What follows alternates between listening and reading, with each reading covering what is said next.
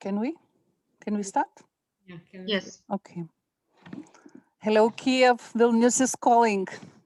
I'm very grateful today to greet you here in Vilnius and both in Kiev for the event organized by the Ukrainian Parliament Committee of Digital Transformation, Ukrainian Parliament Committee of Human Rights, in cooperation with the Lithuanian government of Lithuania, and jointly with the Council of Europe and European institutions.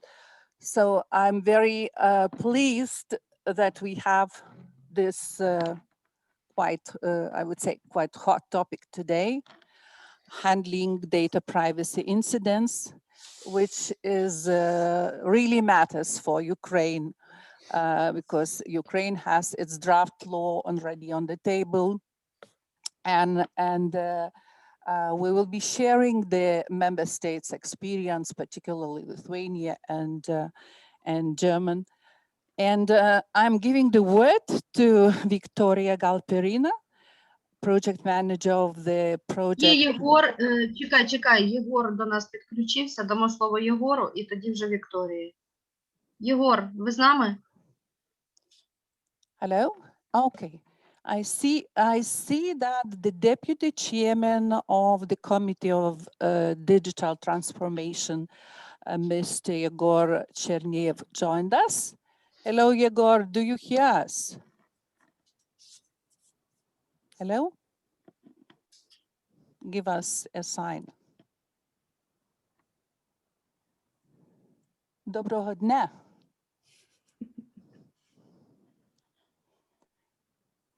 Do you hear us? Yes. Okay. Yegor, floor is yours. You are the Okay. host. Hello. Я так розумію, що є переклад, да? Yeah. Окей.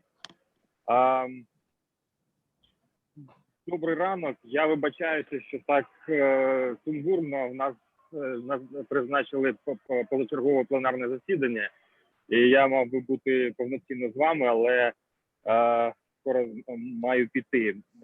Я неодноразово вже говорив, ми працюємо над цим законопроектом вже 1,5 року. Я говорив про те, якою нагальною проблемою є захист персональних даних в Україні. Сьогодні ми обговорюємо не менш важливу проблему співпраці, рівню захисту персональних даних, скажімо так, у контролерів та в державі. Я перепрошую, спікер у нас якраз говорить, і, можливо, якісь проблеми зі звуком будуть. Тобто, дуже важливим зараз є визначити той рівень захисту персональних даних, ту відповідальність, яку будуть нести контролери. Я дуже дякую Литовській Республіці, яка сьогодні поділиться своїм досвідом. У нас є ще відкрите питання щодо контролюючого органу, який має контролювати питання захисту персональних даних в Україні, якими повноваженнями він буде наділений. І, звісно, що якісь штрафні санкції будуть. Але це все пов'язано з внутрішньою роботою контролерів, щоб знайти той баланс, як захистити персональні дані, не витрачаючи, можливо, надлишкових ресурсів в своїй компанії. Тому що ми розуміємо, що всі після прийняття цього законопроекту весь бізнес має виокремити людину, яка буде займатися захистом персональних даних в компанії, і це також ресурси. Ось як знайти той баланс між виділенням достатніх ресурсів і захистом, адекватним захистом персональних даних, я думаю, що якраз таки ми можемо сьогодні обговорити. Я вибачаюся ще раз, у нас тут починається реєстрація в залі. Маю бігти. Дякую всім ще раз за участь. Я спробую ще підключитися пізніше, але точно буде перерва. Дякую і вибачаюся. Thank you very much, Yegor. I'm sorry, we don't hear the English translation for the moment. I think we are using the right channel, which Lilia just provided. I've had no trouble following it. Oh, did you Change have the language, translation? yes, and mute the original. Sorry, say it again. You have to choose the language like English and mute. There is a button which is named mute the original, and after that you can have the possibility to listen, to hear. Okay, this is for the technicians. Yeah.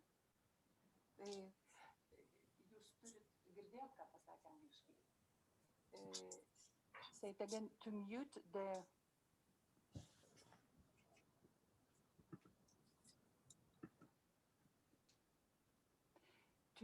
original.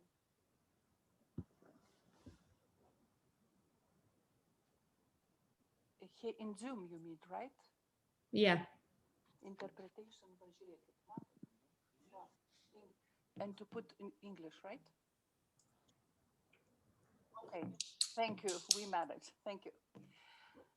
Okay, and now I'm giving the word to Victoria Galperina, project manager of the project EU and Council of Europe working together to strengthen ombudsman capacity to protect the human rights. Victoria, please. Доброго ранку, колеги. Я дуже рада вас вітати. Дуже взагалі рада вас бачити в такому складі. Сьогоднішній круглий стіл ініційований, скажімо, за ініціативою, здійснюється за ініціативою насправді двох комітетів Верховної Ради: комітету з прав людини і комітету з цифрової трансформації. Також варто зазначити ту роль, яку в цьому процесі модернізації законопроекту і створення законопроекту грає Офіс омбудсмена, Ради Європи як спостерігач за цим процесом і експертний натхненник. Ну і також я дуже вдячна експертній спільноті українській, яка активно долучається до цього процесу. Цей круглий стіл входить, скажімо так, до серії заходів, які ми планували разом з комітетами провести протягом квітня місяця цього року, перед тим, як законопроект буде зареєстрований в парламенті, щоб обговорити всі положення або критичні положення законопроекту з професійною спільнотою. Як вам відомо, потреба, скажімо так, модернізації українського законодавства у сфері захисту персональних даних викликана не тільки тим, що, скажімо, Україна є членом Ради Європи та асоційованим членом Європейського Союзу і має виконувати певні взяти на себе зобов'язання у цій сфері, а головним чином стрімким розвитком економіки, що базується на інформаційних технологіях. Тому Україна не має відставати і якось дуже активно включилася в цей процес. Як вам відомо, абсолютно всім відомо, що Європейський Союз, Ради Європи нещодавно здійснили, переглянули своє законодавче регулювання у цій сфері. Процес оновлення пройшла і Конвенція 108 Ради Європи, і тому, скажімо так, було прийнято додатковий протокол, яким, скажімо, було введено нововведення, які зосереджені головним чином на посиленні захисту приватності в цифровій сфері та зміцненні контролюючого механізму Конвенції 108. Тому, знаєте, дуже хотілося б звернути увагу якраз України на ряд тих переваг, які запроваджують ці нововведення, здійснені Європейським Союзом і Радою Європи, саме в сфері захисту персональних даних, які є занадто складними, але тим не менш є дуже важливими як для звичайних людей, так і для бізнесу. І тут я би хотіла наголосити на певної такої необхідності, яка стоїть зараз перед Україною. Це перша певна необхідність ратифікації Україною протоколу, яким було внесено зміни до Конвенції 108, оскільки нові положення, як я вже зазначала, значно актуалізували її гарантії та врахували всі виклики, які наразі існують в сфері захисту персональних даних. Зі свого боку, я дуже б хотіла дійсно подякувати українській владі за той, скажімо так, інтерес до цієї теми і не те, що практичні якісь дії, які результатом яких став цей законопроект. Тобто це певне таке досягнення, я можу сказати, і цей законопроект вже отримав певні позитивні відгуки від експертів Ради Європи, які надали свої рекомендації щодо його удосконалення. І дуже ретельно працювала робоча група щодо інтеграції цих рекомендацій, але в межах можливого, ясна річ, бо Україна ще не є Європейський Союз, на жаль. Але тим не менш ми хочемо дуже сильно наблизитись до тих стандартів. Тому не буду довго розтягувати, скажімо так, затягувати свою таку вступну промову. Хотіла б дійсно наголосити на тому, що Рада Європи, я так розумію, наші колеги з Литовської Республіки готові долучатися подальшому до вирішення проблем у сфері захисту персональних даних, підтримувати різні ініціативи наших державних органів, які направлені саме на захист персональних даних, і в тому числі на захист прав людини. І я абсолютно впевнена, що завдяки виключно таким спільним діям ми здатні досягнути якихось результатів у цій сфері. Тому дуже дякую вам, колеги, і передаю слово наступним доповідачам за ці сьогоднішнього круглого столу. Дякую вам. Thank you, Victoria. Delighted to hear. And now we will turn to Mr. Ulrich Plate, the Chief Information Security Officer at Athenecom GmbH, who would bring to us the perspective of the data protection in EU and internationally. Ulrich, the floor is yours, please. Delighted, absolutely. Thank you very much. Good morning to everybody. It's a little bit earlier here than where you are, but we're all fresh and ready to go. I'll share my screen. I hope this works. It mostly does, but we'll see about this in a second. As you said, I'm Ulrich Plate. I'm here not in a capacity as a data protection specialist, but since I'm responsible for information security, we like to think that data protection is just a small part of what we have to do anyway. So this is my pleasure to help out in this context today. The presentation I prepared was aimed at, I hope you can see this now. Yes, we do. Thank you. Absolutely. As a more to attract attention to a few of the broader subjects that we need have as a baseline before we go on to the very much anticipated subject we're going to discuss today on how to actually enforce data protection in a particular context. I'm very much looking forward to this because I only recently learned about the incident that you had there, and this is one of the more fascinating issues, not only in my job, but in general. We will talk about, as we already mentioned, about Convention 108 in the plus version, the amended and modernized version of the revered Convention 108, and where it overlaps and differs from the Gdpr, the genuine European Union standards. But I'll briefly go through the agenda with you. We'll have a very, very short introduction of the company for those of you who don't know us, which is probably the majority. Then we'll talk about the current state of Convention 108 Plus, which is an ongoing process, of course.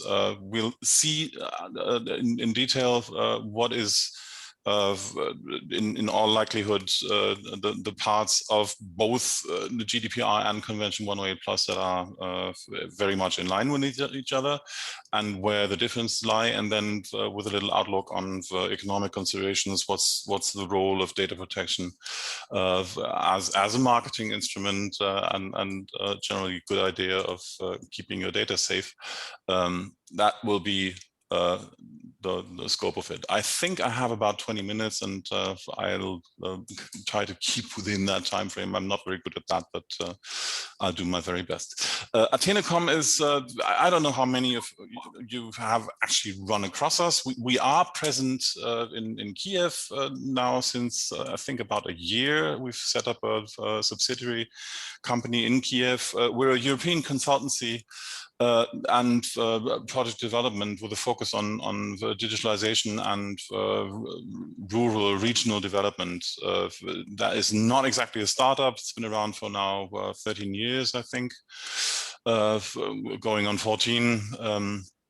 With a number of offices throughout Germany, a representative in Brussels, and the subsidiary in Kiev, where we're doing what we're doing in most other contexts as well. We're consulting public authorities mostly. But 95% of our clientele are in the public sector, public authorities and bodies on the federal, state or regional level. We do a lot of work with the municipal utility providers like electricity companies, public transport, and so on, and mostly try to help them with projects that have digital transformation as a core. And of course, all the topics that we're talking about here we need a strong commitment to that, data protection and information security, because it's required from us, since all the customers we have are bound by a very strict rule, being public bodies. They have to adhere to those principles. So we need to. This is our CEO. He has been to Kiev quite a few times, so maybe one or the other of you have met him. This is everything that you at this point need to know about the company. I'm very grateful for being invited to this panel here. This is one of the topics that we have very much at our hearts and like to emphasize as strongly as possible. Now, Convention 108. This is, the full name, Convention for the Protection of Individuals with Regard to the Automatic Processing of Personal Data. That title sort of already shows how old this is, because nobody talks about automatic processing anymore, and the amendment that has been done to Convention 108 has got rid of that formula as well. In 1981 was the very first, and since then it's the only binding international treaty on data protection. That's it's open for the member states of the Council of Europe, of course, but it's also possible. It's open for non-member accession. So it has from the start been something that's had an international scope beyond just the European context. 108 Plus was conceived in 2018, so 35 years after the start of the treaty. The Council of Europe decided that there need to be a few amendments since data processing had come so far in this time frame, that there needed to be adjustments. The original Convention 108 had 55 signatories. Most of those have already proceeded to adopt the 108 Plus as well. We're at 32 now, I believe. Maybe going on 33. I don't know where Costa Rica stands right now. 11 of those have already ratified it, so it's going to come into effect. most likely in 2023, because there's even if not all of the signatory states of the 108 will sign until then, if the number of 38 is going to be reached until then, it's going to come into effect nevertheless. Ukraine is yet to sign the new one. I believe there's a good argument to be made that you're waiting for the draft law that's currently on the floor to be ready before you proceed to adopt and ratify the amendment. But I know it's in the works, and since you have signed the original convention in 2005 already and ratified in 2010, that's been around for 10 years now, so you know exactly what we're talking about here. It has, unlike very many other treaties, it has an effect of being popular in other regions outside of Europe as well, particularly in Latin America. Uruguay and Argentina are particularly fond of it and have been among the first to sign this. So it really has become an international standard that's growing. There are a number of countries in Asia, for example, who are interested in it. Not all of them eligible, because one of the rules that applies to the accession to the treaty is that you need to prove that you stick to the rule of law and have a consideration of human rights and democratic principles, which is not the case in a lot of countries that have national data protection laws, like China or Vietnam, for example, but wouldn't be eligible for this Convention 108 plus on the grounds of this rule of law and democracy considerations. The 108 plus has data protection law for public and private sectors. It contains, it's probably the most important aspect of the enforcement by independent data protection authorities. So you need institutions in your country that are capable of surveillance of the upholding of this. And it has one aspect that is probably the most important. It requires sufficient demonstration of effective implementation. So you have to agree to being scrutinized on the implementation of data protection laws.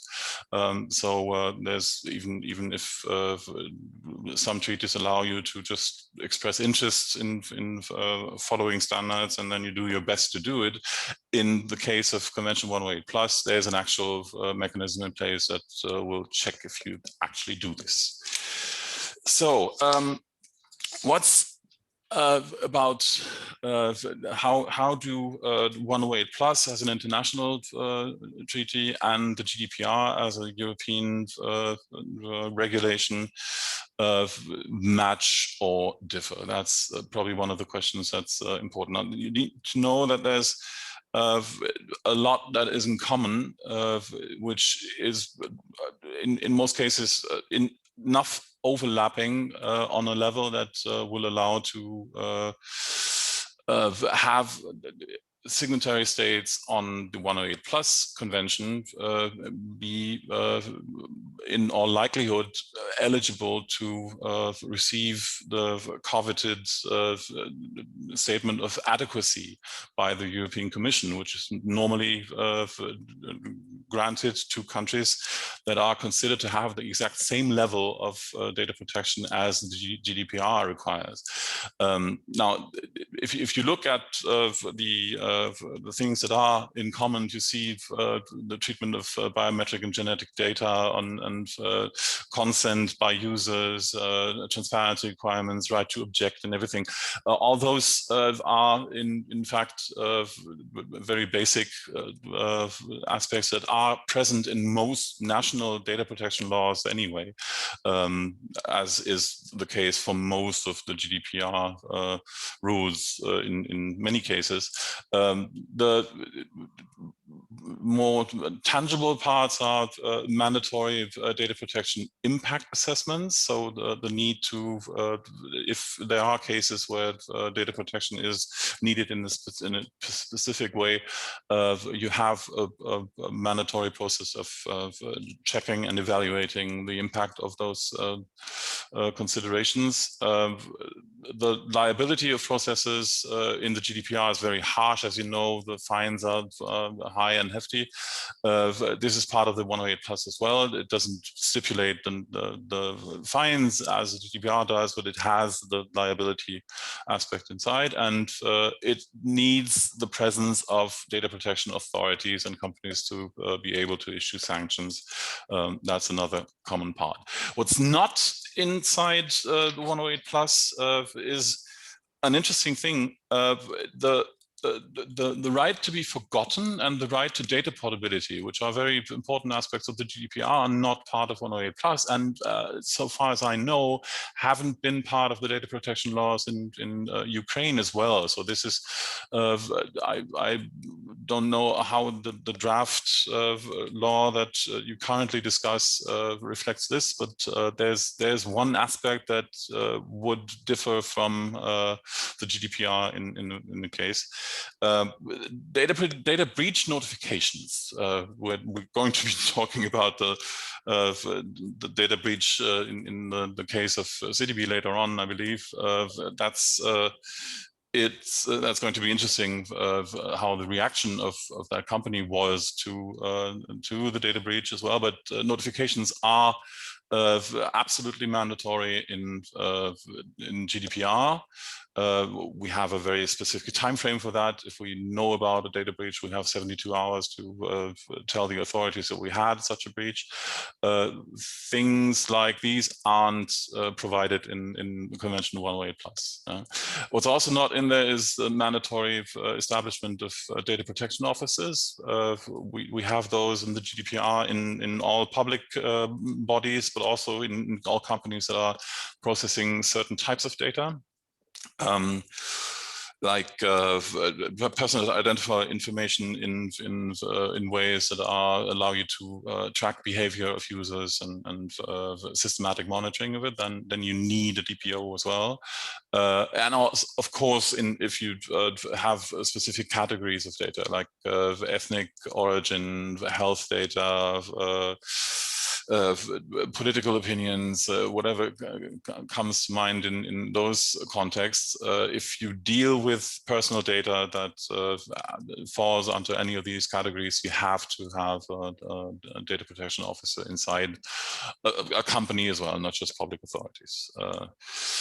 Extraterritoriality is quite interesting because it shows how the GDPR's very long arm jurisdictional reach is a problem or a challenge, however you want to put it, for companies outside of Europe, because it's regardless of country of origin, the GDPR is something you need to take into consideration if you want to do business inside the realm that's governed by the GDPR, even if you don't have a formal establishment in the EU. Now, that is not restricted to EU citizens. Even if you cater only to your own citizens that happen to live in Europe, that is still a part that has to be covered by the adherence to the GDPR. And even if you do those services for free, no matter what you do, and as soon as you use cookies to identify and track your customers, you fall under the GDPR.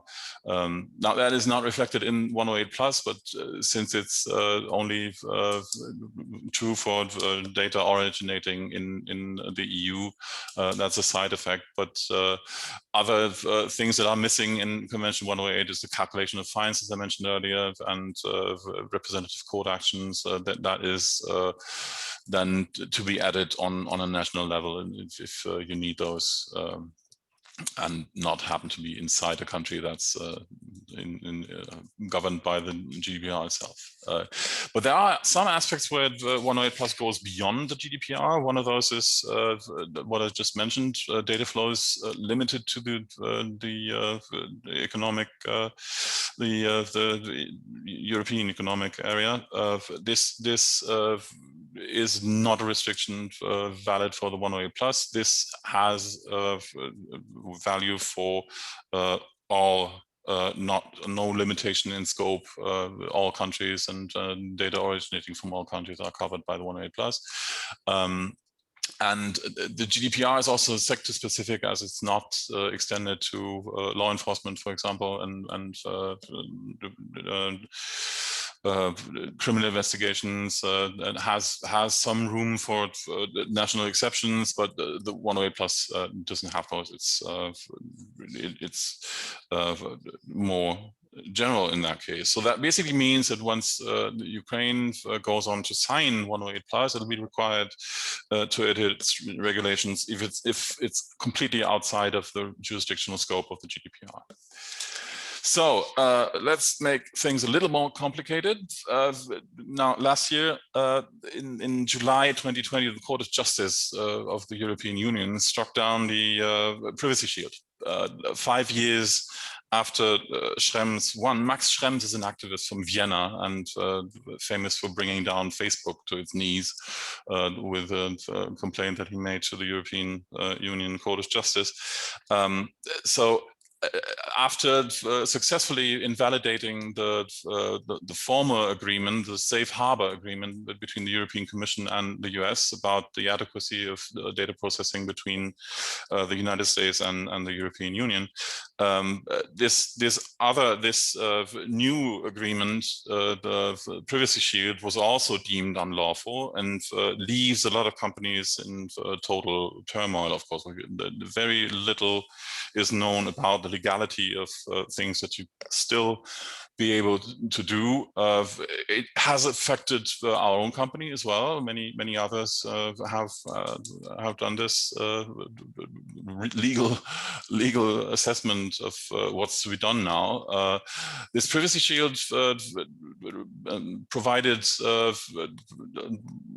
a rule that allowed you to process data on servers, cloud services hosted in the United States, even if you were in a European company and dealing with personal identifiable information from European customers. But since that has gone away, the European Commission has struggled to find an alternative for the time being. They're saying the standard contract clauses that they've developed, they provided extensions to international service contracts that's supposed to establish GDPR compliance.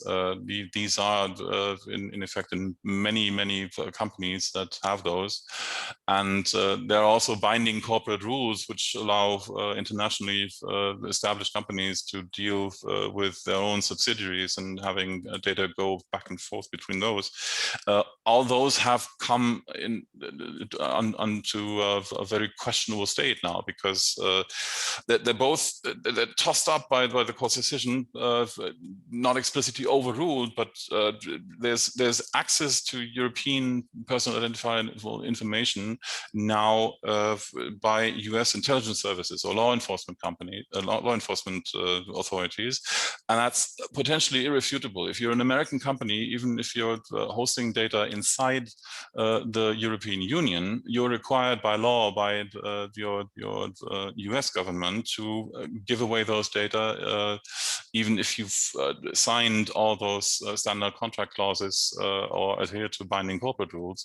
There's no way around those, and that makes it very difficult for customers, of course, in the European Union to continue to use the crucial software as a service, infrastructure as a service from companies like Amazon. And this has created major unrest, as you might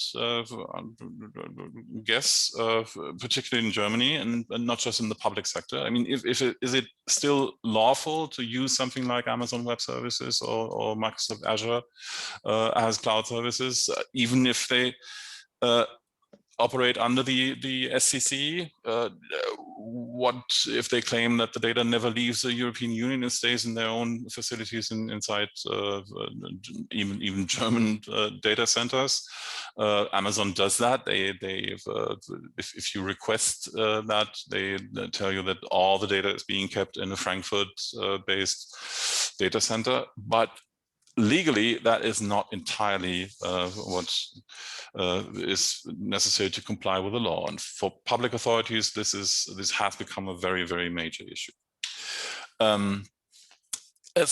The importance of data protection in an economic perspective is, of course, that privacy has become a major marketing instrument. You just have to look at companies like Apple, who do 50% of their advertisement based on the fact that they deal responsibly with privacy and user data.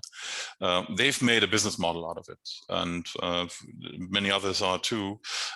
What's come to be the baseline of business in data processing is the privacy by design principle. Anne Kevorkian, the former data commissioner of Canada's famous legendary 7 foundational principles, privacy by design as the default setting, proactive, not a reactive. You embed these in your products as well, in the software, into the design.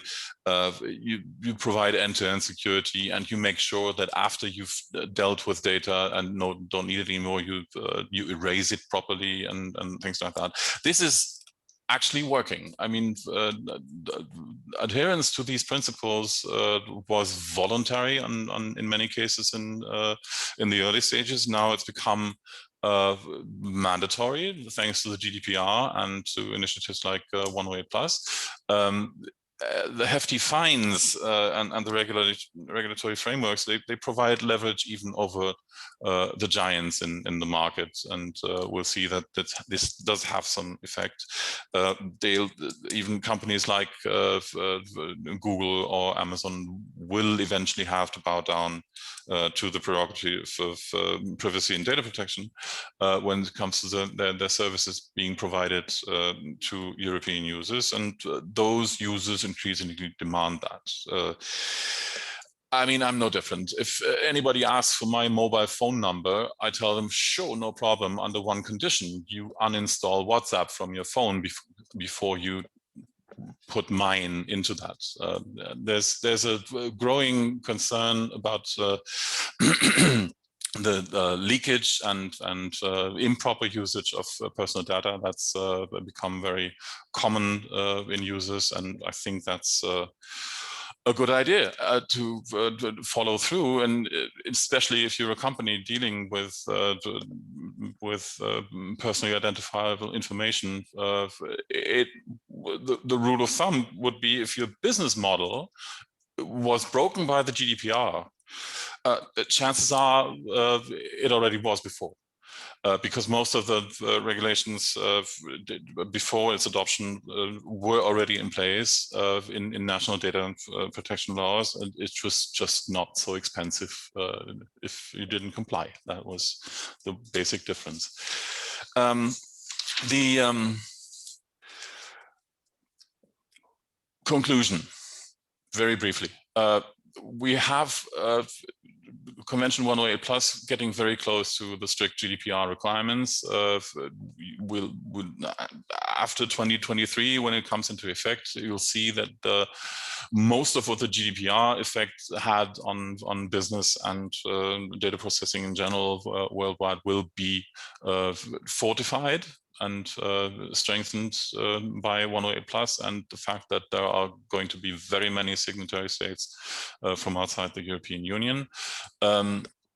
There's an understanding that most countries are now not actively pushing for adoption for 108+ for tactical reasons, because of the Schrems decision, the privacy shield falling away, and uncertainty how to go about this and what the consequences are going to be in the long run. And there's a certain political reluctancy among countries who still don't believe that it's a good idea of using strict data protection because they fear for their advertising business. But that is actually on its way out, I believe. And in a very general term, you'd say, and that's probably the message to take away, if you want an adequacy decision from the European Commission, as a country, the best way to go about this might be the adoption of Convention 108 plus, because in many cases that has been the groundwork for adequacy considerations by the European Commission already, as the case for the Latin American states. Japan had data protection laws that provided them with the opportunity to have this adequacy decision before. They're probably not as pressed to sign Convention 108 plus anymore because of that. And it's true they'd have to go a long way because they have mandatory DPOs in the public authorities, but they don't have them. The authority doesn't extend to the private sector, so there'd be necessary amendments for that.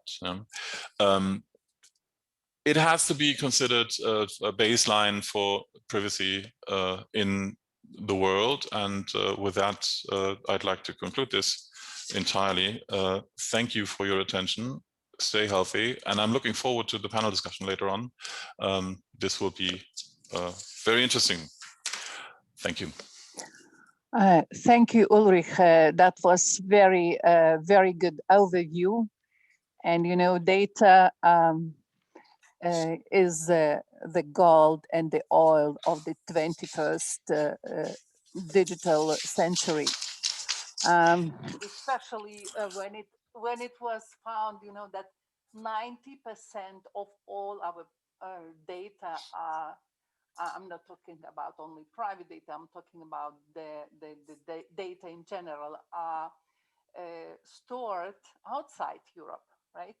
And therefore, this is so much important if you want digital services to be in place, and if we want our society, our people to feel safe, we really need to put the right legal framework in place that everybody trusts these services, and that one day to know that their data would not be leaked.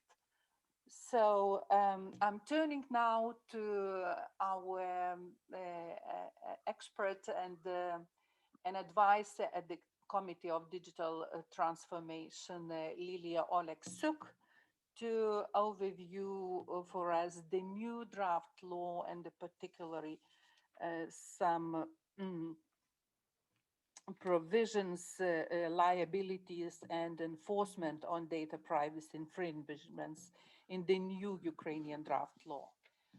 So, Lilia, do you hear us? Hello? Okay. Так, дякую, Вілма, за надане слово. Я коротенько розповім, тому що ми вже вибилися з графіку, що стосується відповідальності за порушення законодавства у сфері захисту персональних даних. Але перед тим, як я розповім про норми, що стосуються безпосередньо штрафів, все ж хотілося б нагадати, що будь-які контролери або оператори даних спочатку мають співпрацювати з органом у процесі, якщо вже стався, наприклад, витік персональних даних. І контролери і оператор зобов'язані в першу чергу вживати належні заходи технічно-організаційного характеру для забезпечення безпеки обробки персональних даних такого рівня, який є співмірний ризику обробки персональних даних для прав і свобод суб'єктів персональних даних. Про що йдеться? При визначенні відповідальності за порушення законодавства у сфері захисту персональних даних буде в першу чергу визначено, чи насправді були здійснені чи вжиті всі можливі заходи для убезпечення втрат інформації і даних суб'єктів персональних даних. При оцінці належності рівня безпеки мають бути враховані ризики обробки персональних даних щодо випадкового або неправомірного знищення. Це говорить про те, що контролер і оператор мають завжди здійснювати заходи з управління власними даними.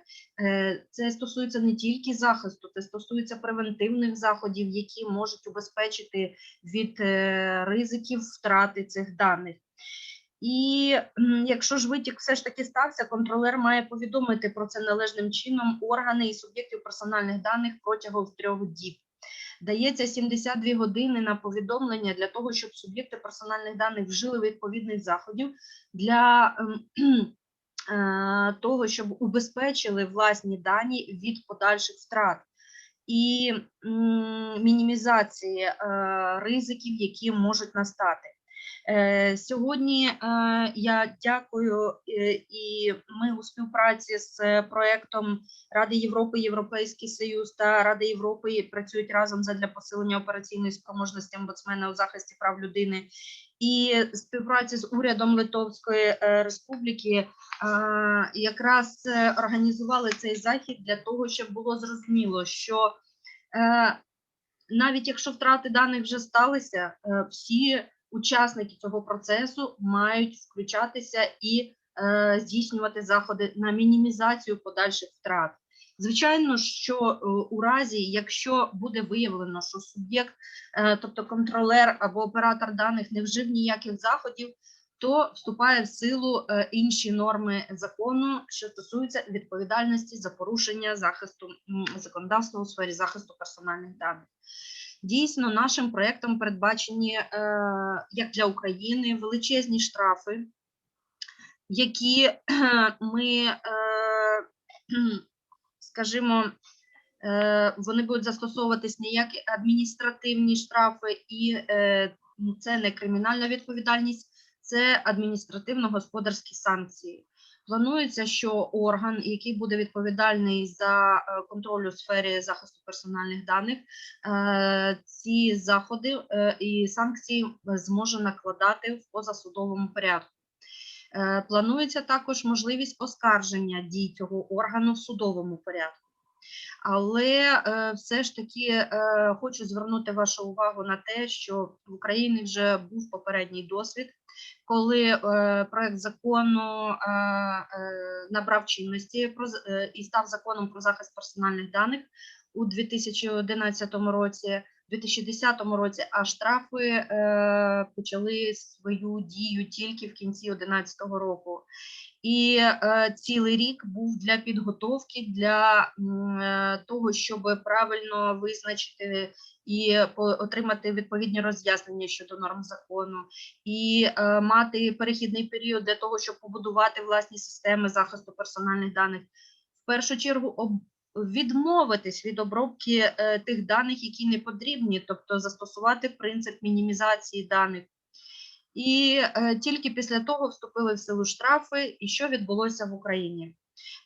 За місяць до того, як ці штрафи почали діяти, всі масово почали подавати заяви про реєстрацію баз персональних даних, і це була страшенна навала, це було більше 2 мільйонів листів, які служба в кількості 35 осіб, всіх осіб, включаючи керівництво і секретарів, мала опрацювати. Звичайно, що це було неможливо.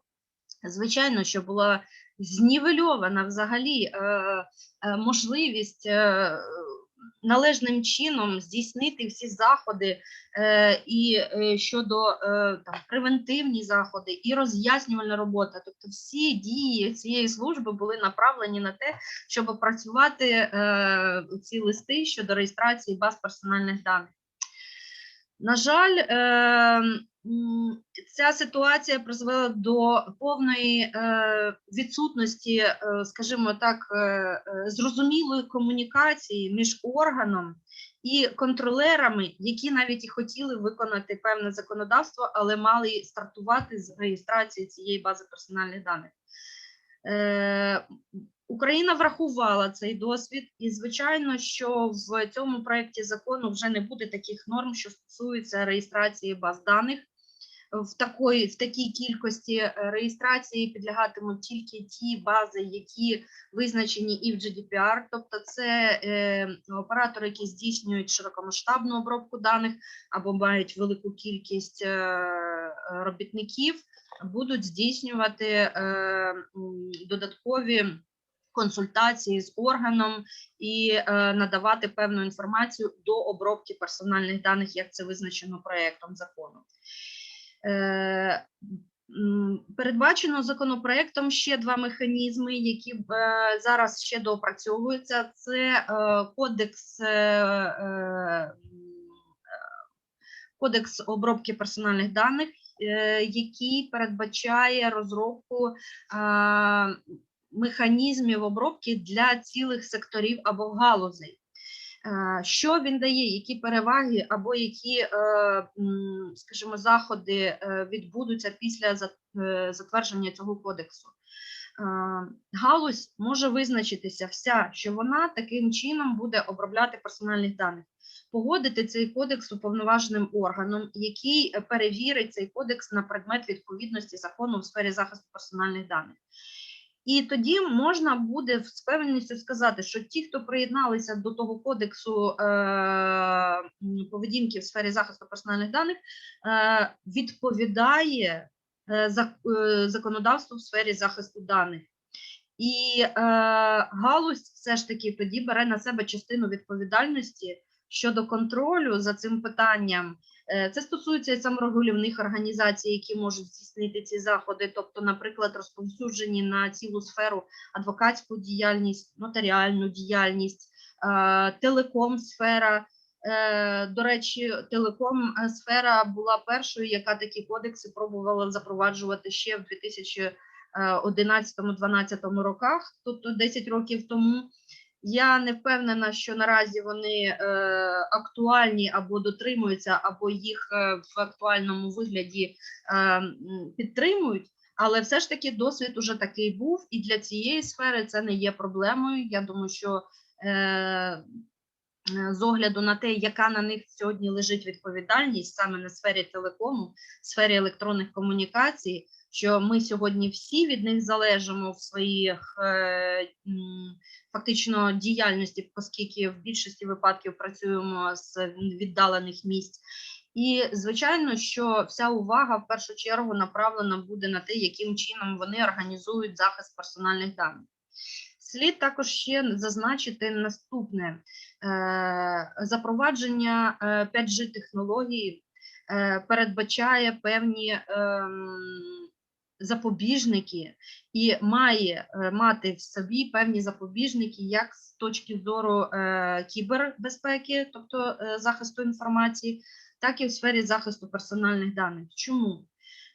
Для тих, хто не знає, для учасників, які не в цій сфері, хочу зазначити про те, що перехід на 5G має певні ризики з огляду на те, що електронні комунікації управляються програмним забезпеченням.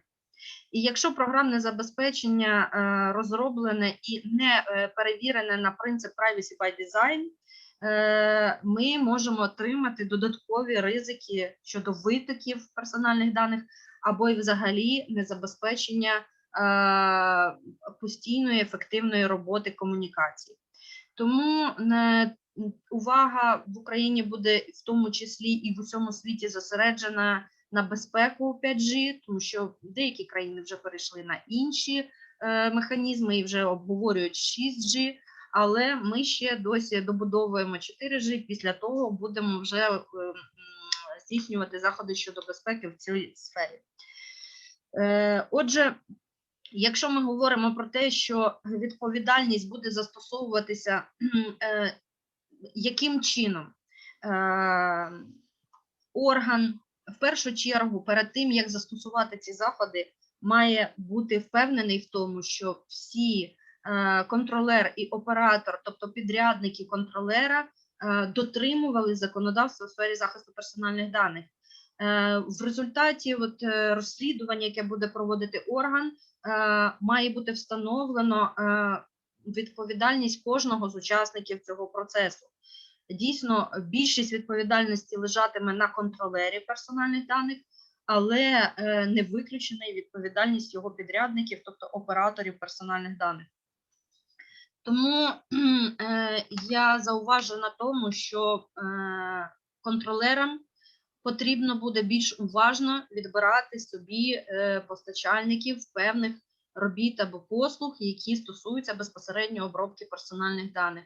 І звернути особливу увагу на те, де розміщуються дані, дійсно, в якій країні вони розміщуються, які механізми застосовує той чи інший, наприклад, постачальник хмарних сервісів або послуг, якщо дані розміщені в хмарі, і так далі. Тобто, в принципі, коли буде визначатися міра відповідальності контролера, до уваги будуть братися усі можливі заходи, які вжив контролер або не вжив, і від того буде залежати розмір санкцій. Якщо контролер вживав всіх належних заходів і виток стався не з його вини, звичайно, що рівень відповідальності буде меншим, ніж коли контролер жодних дій не здійснював для убезпечення витоків персональних даних. В першу чергу це стосується саме питання інцидентів з персональними даними і витоків. Звичайно, що відповідальність не можна буде або застосовувати, якщо, наприклад, контролер, і витоку то не відбулося. Тобто за сукупністю даних, до речі, хочу повідомити про те, що планових перевірок не планується, скажімо так. Це для наших українських колег, тому що в них це питання, напевне, було, і одразу відповідаючи на нього, ніяких планових контрольних заходів не буде. Скоріш за все, це будуть заходи або в результаті повідомлення громадян, у разі, якщо вже вони повідомляють про певні порушення в сфері захисту персональних даних, або стався безпрецедентні витоки персональних даних, звичайно, тоді включається механізм перевірки. Що стосується планових, це більш робота превентивна і попередні консультації, які в проєкті закону передбачені між органом і контролерами, або їх об'єднаннями, або, і, як я вже сказала, з цілими галузевими організаціями. Якщо ми побачимо на розміри штрафів, звичайно, що вони ще будуть обговорюватися, і думаю, що, напевне, вони і не залишаться в такому розмірі, як вони є на сьогоднішній день. Звичайно, що коли вони будуть проходити через консультації в парламенті з різними фракціями, будуть різні думки, і різні групи будуть виражати свої думки щодо того чи іншого розміру. Але максимальна відповідальність вже, яка виписана в статті 72 цього проєкту, 70 цього проєкту, передбачена, що це не буде більше, ніж 150 мільйонів гривень. Це грандіозна сума для України, насправді, але якщо ми подивимося на розміри штрафів в ЄС, то все одно ця сума є меншою, ніж ті, які передбачені в ЄС. Але 8% від загального річного обороту насправді навряд чи залишиться. Дійсно, це були пропозиції наших колег, які запропонували все ж таки величезний розмір, але і зараз ми проводимо консультації з Національним банком, який, дякуючи банкам, підняв це питання, оскільки оборот банку складає в тому числі і наші депозити, кредити і всі інші гроші, які є в банку. Звичайно, що ця норма буде трохи перетворена, і я думаю, ми знайдемо компроміс, яким чином ми опрацюємо і зробимо цю норму такою, щоб вона була працездатною фактично. Її завдання – це все ж таки з огляду на розмір спробувати заставити контролерів належним чином поводитися з персональними даними, з суб'єктів персональних даних, які передали їм, довіряючи їм. І все ж таки, якщо вже контролери здійснюють ці заходи, захисту і контролю, то їм нічого переживати щодо цієї норми, оскільки це максимальний розмір, який передбачений, якщо вже контролер не вживав взагалі ніяких заходів. Тому сподіваюся, що це не останній захід, і, звичайно, що будуть проводитись ще додаткові консультації після того, як законопроект буде зареєстрований в парламенті. Активність щодо його обговорення буде ще вищою, і я думаю, що все ж таки ми вийдемо на якийсь компроміс, і сподіваюся, що до кінця року отримаємо вже законопроект, який пройде всі читання. І сподіваюся, що перехідний період, який ми плануємо здійснити, це не менше, ніж 1,5 року. Десь рік-півтора буде на те, щоб усі підготувалися належним чином до виконання нових норм закону. Звичайно, що це не буде на завтра і на післязавтра. І ще потрібно буде зробити величезну роботу уряду України щодо створення незалежного органу, як це вимагає Конвенція 108+, і наші європейські партнери в угоді про асоціацію, які просять нас організувати належний рівень захисту персональних даних не нижчий, ніж в ЄС. І тільки після того, як ми це зробимо, ми можемо говорити про приєднання до єдиного цифрового ринку, а не раніше. Тому ми всі зацікавлені в тому, щоб якнайшвидше зробити належний рівень захисту персональних даних. Це стосується як бізнесу, так і громадян і уряду України.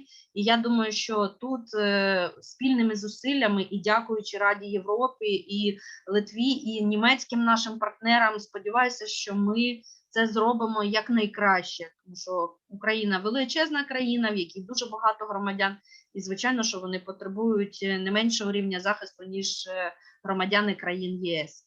Тому це все, що я хотіла сьогодні розповісти. Я дякую, передаю слово Вілмі, і ми продовжуємо наш захід. Дякую. Thank you very much, Lilia. That was really comprehensive observation of your draft law. And using the opportunity, I'd like to thank you again for your commitments, for your contribution, what you do, and for our great cooperation in developing digital economy and digital society in Ukraine. And I'd like to turn right now to my great panel and want to introduce you our speakers, starting from my very left. We are delighted to have the professor of Romeris University, Mindaugas Kiškis, and also the partner of the law firm Invent. The second colleague is the Director General of the Data Protection Inspectorate of Republic of Lithuania, Mr. Raimondas Andrijauskas. And the next to me, well, we have the representative of the Cybersecurity Center, Viktoras Pinkevičius, head of Critical Infrastructure Division at the National Cybersecurity Center. Data privacy and cybersecurity, these are two fundamental layers in order to create the digital market and safe digital space. And right now I want to turn to Lilia. Can we have our video, please? For a few minutes. Зараз, секундочку.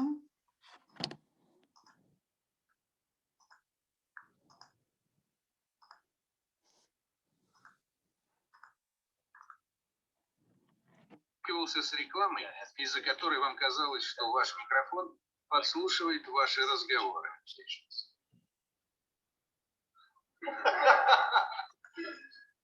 Нам трудно представить, как еще это может быть. Но дело в том, что ваше поведение очень точно прогнозируется. Так что это сверхъестественно точная реклама. Так что это сверхъестественно точная реклама, которая кажется нам прослушкой, скорее всего доказывает, что адресность работает и предсказывает наше поведение. Возможно, потому что я выросла с интернетом как с данностью. Эта реклама меня не сильно беспокоит. Чем это чревато?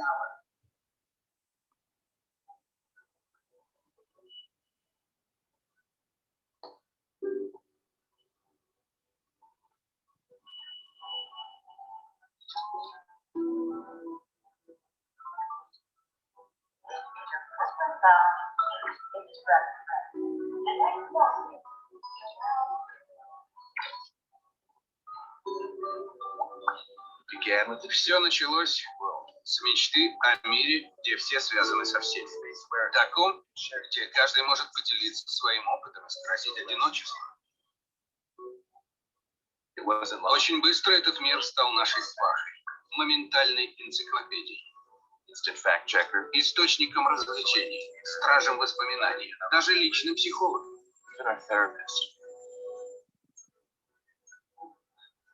Я преподавал цифровые медиа и разработку приложений. И был в курсе, что данные о нашей сетевой активности не исчезают бесследно. А копнув глубже, осознал, что этот цифровой след стал сырьем для индустрии, приносящий $1 триллион в год. Но наша любовь с этой подаренной нам бесплатной связи со всем миром оказалась настолько безоглядной, что никто даже не удосужился прочесть условия договора.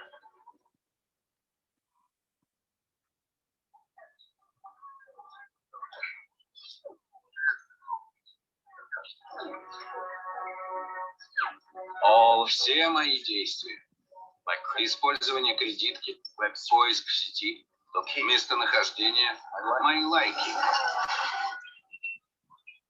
Все это собирается в реальном времени и прикрепляется к моей личности. Всякий, кто купит эту информацию, получит доступ к пульсу моих эмоций. Это знание – оружие в борьбе за мое внимание. Я получаю поток контента, который создается только для моих глаз.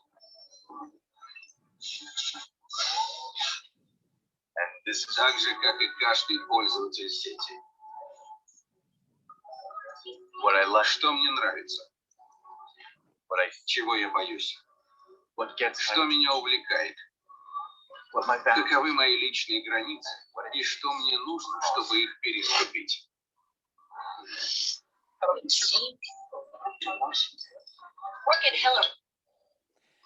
Thank you, Lilia. Thank you.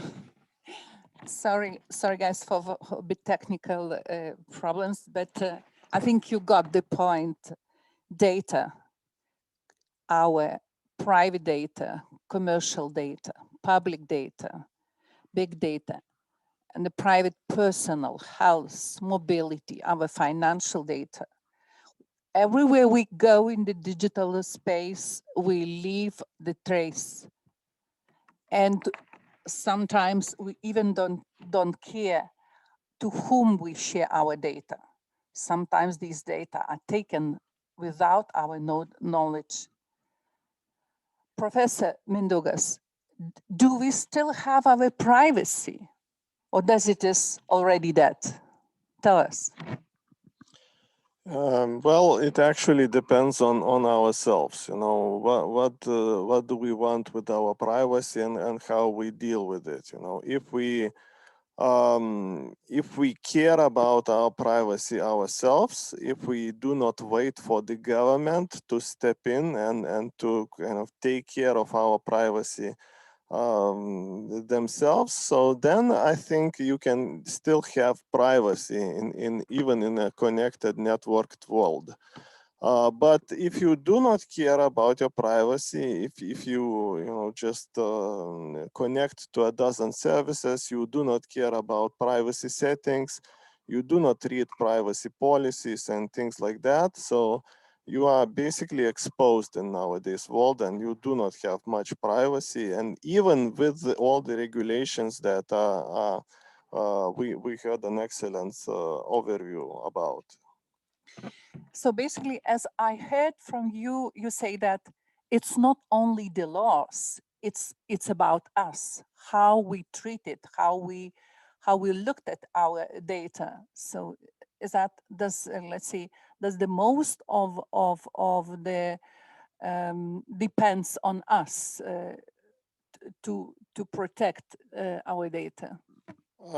Generally, yes. You know, we have to talk about, first of all, our own responsibility. You know, the government only sets the example, you know, how we should deal with our data. And the government also sets the default rules, you know, in certain situations, how others should deal with our data, you know, sets the principles, the standards, in what way our data has to be processed if they, for whatever reason, you know, even for legitimate purposes, have acquired our data.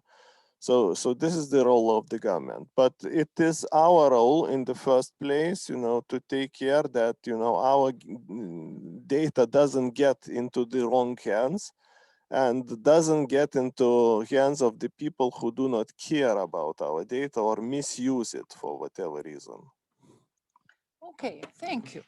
So let's turn right now to our guards for our public sector, and how they can help us, how they protect us, society and the people. And I really want, very delightful that we have here such a great people from the main institutions involved in the process of data privacy protection. I'm giving the floor to Mr. Raimondas Andrijauskas, Director General of Data Inspectorate. And I would like both representatives from data protection and the cyber, firstly, to introduce the institutions in general, just to give the understanding for our Ukrainian audience what they are doing. And then we will do the second turn to discuss about the particular incidents. Okay, Raymond, that's for yours. Okay, thank you, Vilma, very much for introduction and also for the invitation to be here. I'm very glad, and I hope so that everything that I had shared with you would be useful, and probably we still have to acknowledge that the Gdpr is not complete legal system. It's still in the process of improvement, and also how to deal with those principles, norms, and general guidance. So probably I would tell about our experience, how we're dealing, and what are the challenges that we have in our work. So first of all, I'm sorry, Raimondas. Lilia, can we get the slides of data inspection of Raimondas, please? Can you share this? Так, зараз додаю. Так. Okay. Okay, sorry. So, yeah, I go on. So thank you very much, Ulrich, for a short introduction about convention and GDPR, and also for Lilia about the draft regulation of the Ukraine.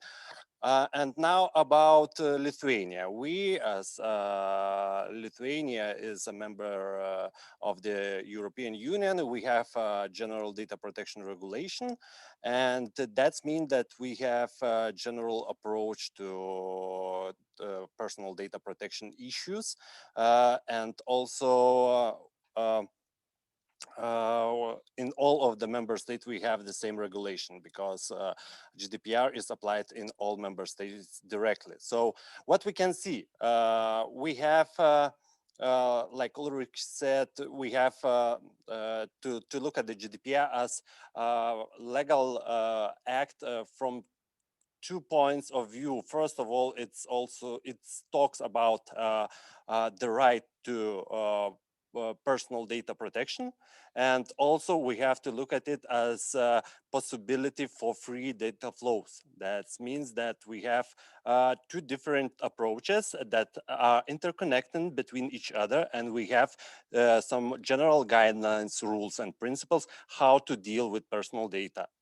So first of all, the dimension of GDPR, also supervision dimension of GDPR is divided in 2 levels. It is national supervisory authorities and also European Data Protection Board. So it's quite a lot of duties that are responsible the national supervisory authorities, what they have to do with national cases. But also we have to look at national supervisory authorities because they also communicate between each other when they have cross-border cases. Joint operations, mutual assistance, that are the procedures that are set in GDPR, and we have to look at them and how to implement in different states under different administrative law, how those national supervisory authorities are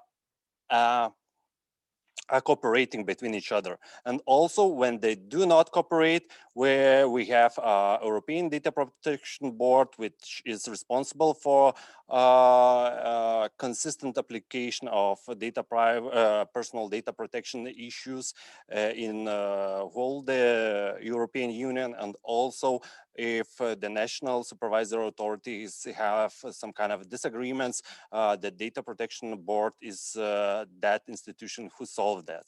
And we have to look that because European Data Protection Board is independent institution, EU institution, and it is represented from national supervisory authorities and also European Data Protection Supervisor.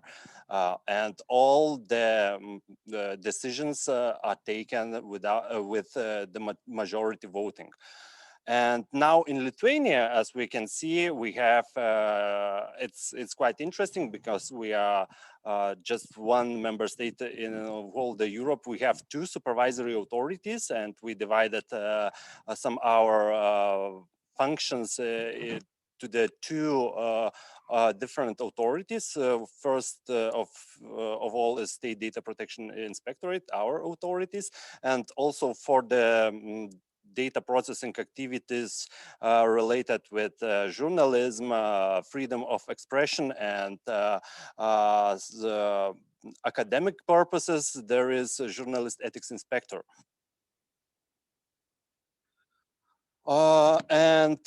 As State Data Protection Inspectorate, we are 38 persons. Our personnel is from 38 persons, and our annual budget is about 1.2 million euros. But what we can say from our work experience, it's quite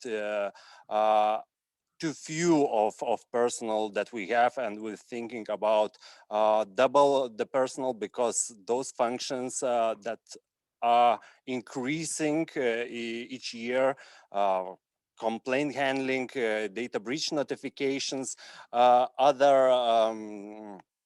other duties related with accreditation and certification mechanism, codes of conduct, BCRs, and also with participation in European Data Protection Board, because we know that the board has 14 subgroups which are responsible for guidelines and opinions issuing. So it's quite a lot of work, and with this kind of personnel, it's too few to be and to cover all the activities that are mentioned in the Gdpr. So we are looking at the examples at other member states, institutions, and we see that the capacities of national supervisory authorities are increasing. So maybe we can look at next slide. Before we go to the next slide, Raimondas, there was one question coming from Oksana, and she is asking, does this 1.2 million comes from our state budget, or does it is also a combined budget? It all comes from state budget, but we see that there are examples in European Union when some of the data controllers have to pay some kind of amount of payments, and it goes to the supervisory authorities, or it could be that also the administrative fines are divided between state budgets and the supervisory authorities. So there is quite different systems in Europe, but in Lithuania, everything comes from state budget. Okay, thank you. And I just really encourage the Ukrainian audience, do not hesitate to give us a questions, and it's better on the chat. And here we have 2020 activities related with supervision. Most of all, as we know, that the complaint handling is the biggest activities that we are doing at the moment, and we see how the number of complaints is increasing, and if we look at 2019 and 2020, it's 23% complaints increased per year. So we see that we are still increasing with the complaints, and if we look at the years before the GDPR, 2017, we just had in our institutions 450 complaints. So everything doubled, and it's still increasing. And as we see also about data breach notification, the first year it was quite a minor number of notification, but now it's also increased, and we will see from this year experience that it will be a lot more than 200 data breach notification. And probably why is that? Because we already hear about data leaks in not only in Lithuania but also in whole world, about LinkedIn, Facebook, and others. So we will probably receive quite more of those notifications. And also about sanctions, we can look at them per year. We issue at more than 20 sanctions, economic fines, and they differentiate between each other from a few hundreds to, if I can see, 50,000 probably. So it's not the biggest fines, but we have to look at our market, what are the data controllers, and what kind of activities they doing related with personal data. So everything puts in, and we have those kind of economic fines. And also there could be also instructions, other sanctions, and you can look at them. And also each year we are doing some kind of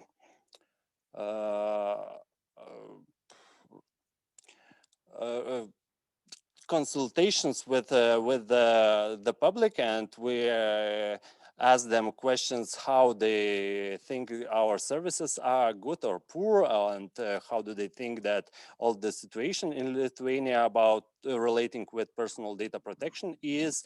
And so we are having that information, and we'll look forward where we can go better, or what to do to to give better feedback for general public. And as we can see, also the numbers of data protection officers we have at our institution, the data controllers notified us, and there are more than 2,500 notification about data protection officers. We still think that this number is too low, and we are looking forward when other data controller will notify us about their data protection officers. And also one of quite time-consuming work of State Data Protection Inspectorate is harmonizing laws related with data processing in different fields, and each year we looking through more than 600 legal acts, and we're giving advices and opinions about them. So that's quite a lot of work. And probably if we can look at last slide.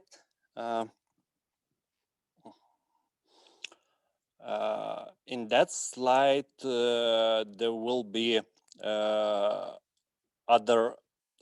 other activities. First of all, international activities, and here you can see that quite a lot of our work is related with international cooperation. That could be participating in different groups or subgroups, or even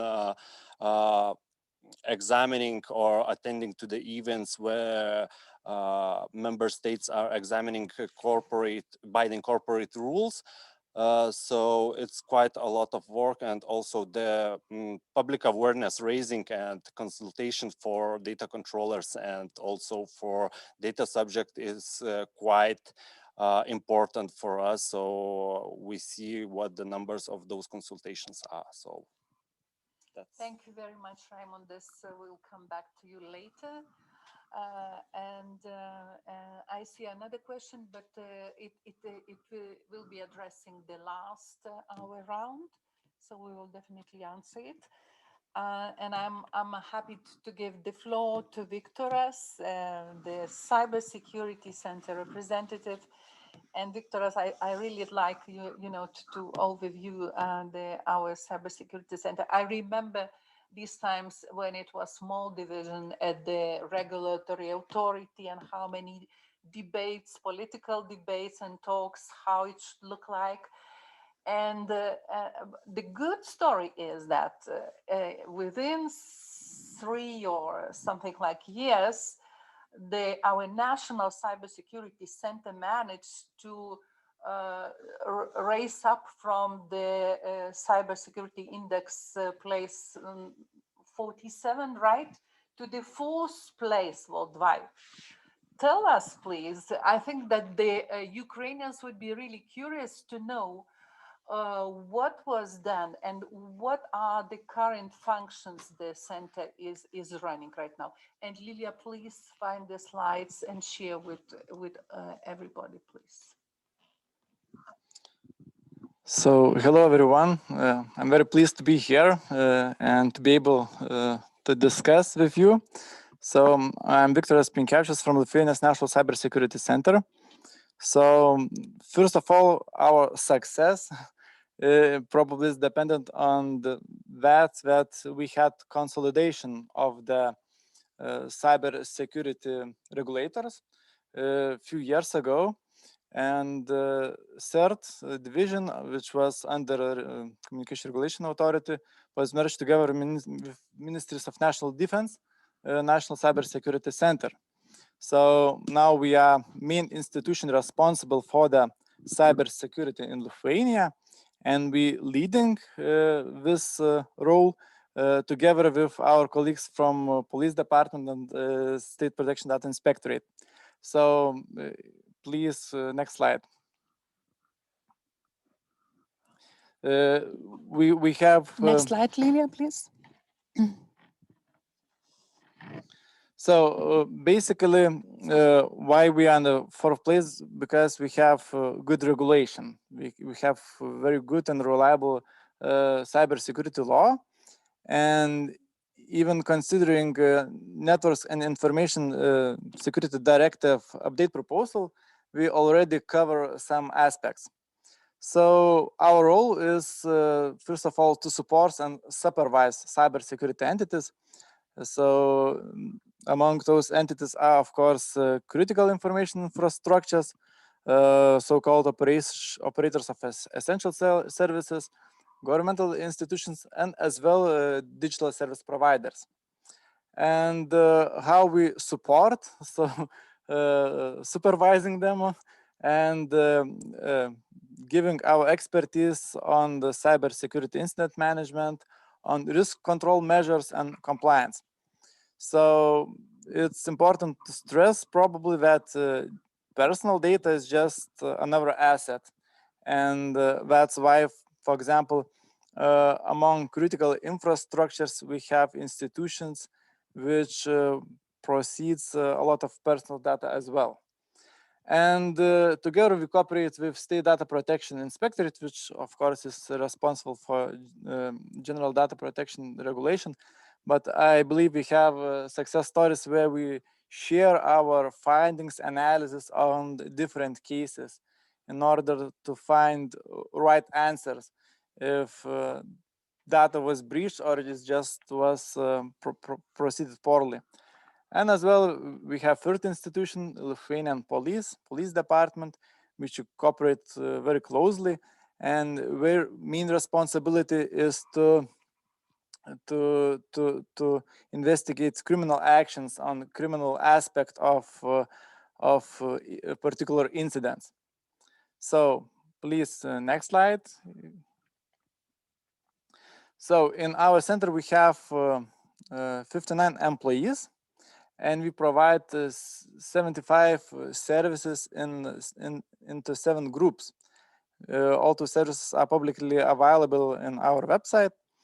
And as I mentioned before, 2 services cover cyber incident management. So, for example, forensic investigation, finding which particular vulnerability was exploited during an attack. Of course, we do security audits. So my division is responsible for that. So we find vulnerabilities or risks which could be used against data. We have separate divisions which act as the Security Operations Center. And we provide our knowledge, expertise, threat information through our tools, network sensors. We do classified systems accreditation, and we have one very interesting division which do research and development activities, for example, on 5G risk assessments. So, and last slide I would like to present, please. If you could change slide. So I would like to use this opportunity and to present situation of Lithuania, because last week we together Minister of National Defense and colleagues from other institutions, we have presented a national report. So very briefly, last year we assessed an increase of 25% of cyber incidents within Lithuania. And we had medium and severe impact incidents. In the end of the year, institution responsible for the COVID pandemic management was affected by malicious software. And it's interesting to correlate the amount of incidents with pandemic situation. And what we could see that in the March, we had a rapid increase of the incidents after first lockdown. And after second lockdown, we saw an increase as well. So what conclusions we could make that our life, our dependence on the digital services are closely related with malicious activities as well. So talking about data privacy, this year we had several quite significant data breaches, and still few of them are under investigation, but I believe we will discuss those cases in the panel. So thank you. Thank you very much. Just one fact that during the pandemic, the changes which were happening in digital health, in e-health, over a few months, the changes were happening, which has not happened over the 10 years. We suddenly had the, e-health system in place with the tests, with the quarantine sharing the mobility data of people moving around and if they are infected by COVID. And then, suddenly the polyclinics and they start serving, with patients by telework. And our health data, they are really our private data, they are sensitive data. And if, to be taken and, it could be a really big damage. But Viktoras, maybe you can answer to me one important question. I guess the Ukrainian audience would be curious to know. So who can apply, who can contact you as the cybersecurity center? Either it is only the public sector institutions, or could business companies, entities, providers, or even the regular citizens? Tell us. I think this is very crucial question to understand for everybody. So we are open to everyone. Of course, in the cybersecurity law, we have obligations to regulate, to support cybersecurity entities, but we share our expertise even with the regular citizens. So we have one-stop shop window for citizens as well, where we could ask our support, our knowledge, our help, our advice, and we have and we do that on a regular basis each day. So because I think our knowledge and expertise are valuable for them.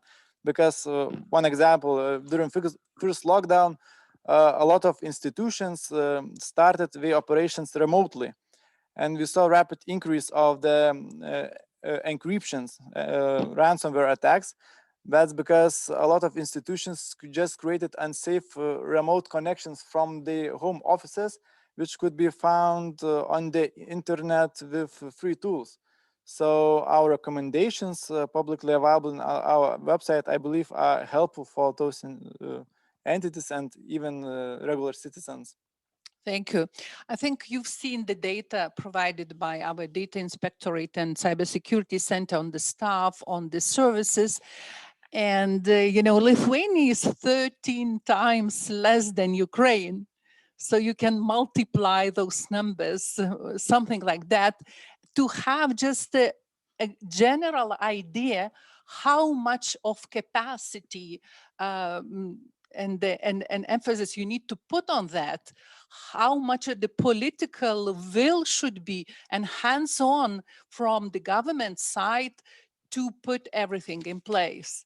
So, and let's turn right now to the next round of our discussion.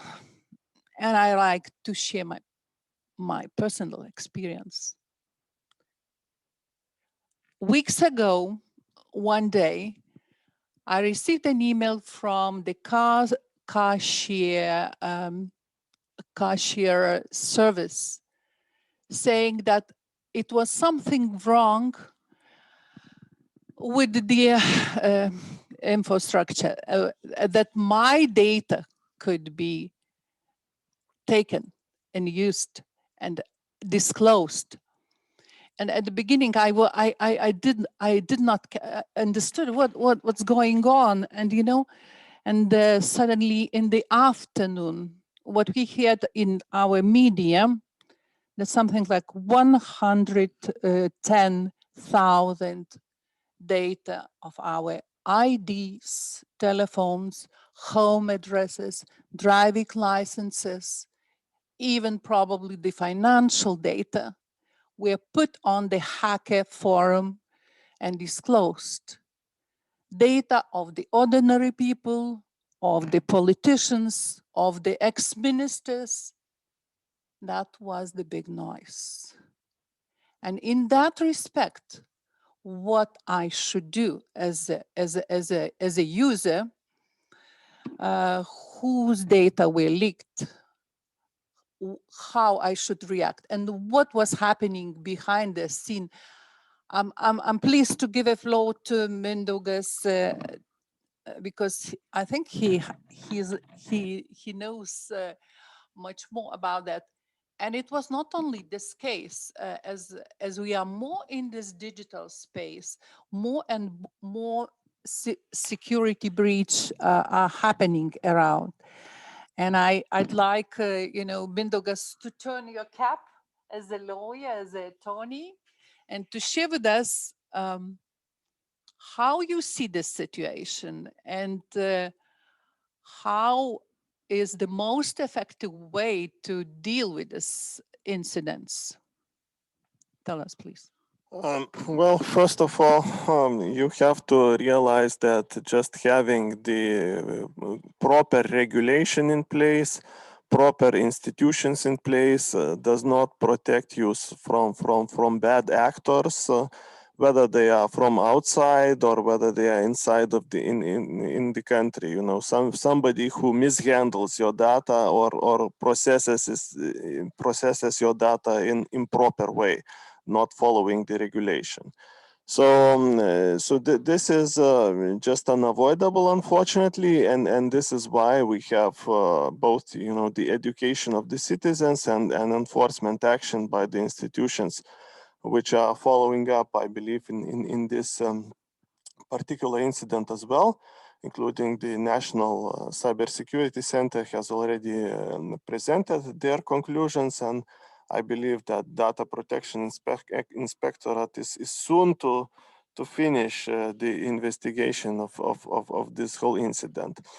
On the other hand, we have to give credit to the effort of the politicians, of the institutions as well, over the last 2 or 3 years to educate the citizenry about the value of the data protection, about the importance of the data protection, and about the risks that they are exposed if their data is mishandled.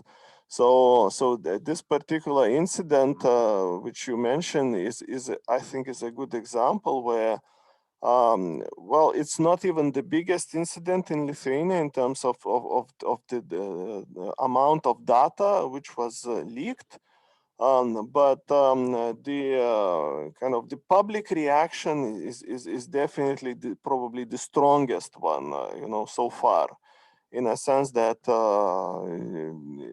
as you mentioned, more than 100,000 people were affected, and the amount of data about those people is rather significant, and we do not even know the full scope of the data which was leaked for the time being. I believe that institutions may be aware of those things a little bit better. But it seems to me that the scope that the company has themselves admitted is probably on the smaller side of what has actually happened in this particular situation. So investigation is still pending, and in addition to the action by the authorities, the people themselves, they kind of started to organize and consider legal action against the company for the damage caused by this data incident. And this is very important to emphasize for our Ukrainian colleagues as well, because data protection and privacy is not just about some government rights and government enforcement. This is a human right in the first place, and if data protection is violated, so the harm is done not to the government, but to the actual human beings, who are affected by a particular data incident. So it is, I think, very important to provision in the regulations, in the law, that the people are able to defend their rights directly, not only going to the authorities, but also going to the court and asking for damage.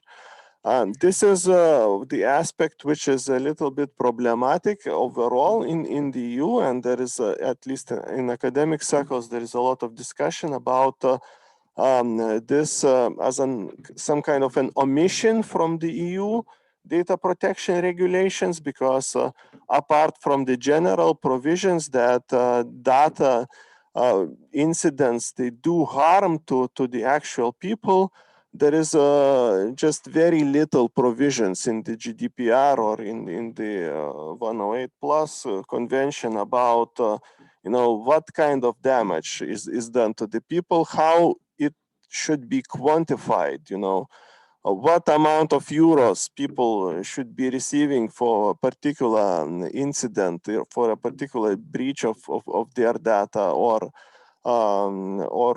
especially when the data is very significant, and there are multiple aspects about the person who are leaked to the public somehow.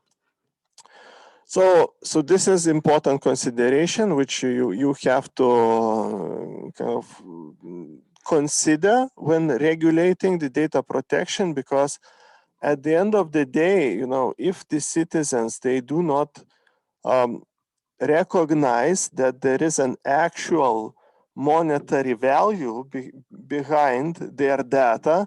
Now, this is the ultimate test, whether they are going to care about the protection of their data or not. If you suggest that, even if your most sensitive data is not worth very much, the sanctions for violating this data is very small, just a few euros, and you will not be able to recover any damage whatsoever for violation of that data. So how can you expect for everybody to take you seriously? I'm talking about both the companies and the people. If the people do not see a particular number which is significant attributed to their privacy, so they are not going to be very respectful of the privacy overall. And I think this was a good point, which was recognized, that obviously those amounts of sanctions and amounts of damages, they have to be connected somehow to the economic development of the country. They cannot be taken from just let's take the example of the most developed countries like Germany or Luxembourg in the EU and transfer those numbers to Ukraine. It would not work this way. It would obviously bankrupt a lot of companies if they would receive fines of the German or Luxembourgian level in Ukraine. The same is still true, unfortunately, for Lithuania. We still do not have fines and sanctions which are at the level of the EU. But I think this is where we have to step up a little bit, because this incident, this particular incident, and other significant incidents which we had in Lithuania, they still show that the companies are not taking the GDPR seriously enough, and not only GDPR but also security regulations. Most of those incidents, the most serious ones that I'm talking about, that we had in Lithuania, they have been the incidents where which could have been easily prevented if the company followed the rules, if they followed the good data security practices and things like that. And I think this kind of shows that probably the fear of sanctions and the fear of damages claims is still not sufficient as a motive for enforcement of the GDPR and the security regulations. Yeah, absolutely. I fully agree with you. that is so obvious that data protection and how it's realized, it's through the cybersecurity means and through the, let's say, all infrastructure in place and everything, and it goes together, data protection and cyber as the foundation of any digital services, and those also to be properly established in Ukraine, connected to European single market. But I just want, Mindaugas, I think you briefly overviewed this case, how it was happening. You said that in this case, in this breach, the users whose data were leaked start on social media organizing themselves what we shall do, how we start discussing, right? So GDPR is in practice, in force since 2018 only. So this is, let's say, not big, but legal practice. I mean, but my question is, does the customers know the process, where to apply, how to apply, and I really want to draw a little bit insights from Raimondas and Viktoras, and then we turn to Ulrich to share how this kind of incident to be treated in Germany or others were treated in Germany. So Raimondas. So the question was quite interesting. Why we had first time this kind of incident. We probably think, and I think that Lithuania and citizens of Lithuania think, because it never been this kind of before. So everyone panicked a little bit, and we didn't know what to do. And we want, in those cases, rapid answers. We want to know, but what we have seen in this particular case, we've seen miscommunication from the company. We had 3 or 4 different notices from the company, and that's why it was made a untrust in the state, and that's why all the people were making complaints to our institution. Per first day, we received more than 2015 complaints, 500 complaints. And we decided not to deal with each of them and start the investigation on our own, because all the complaint was about the same questions. I received this notification, my data was breached.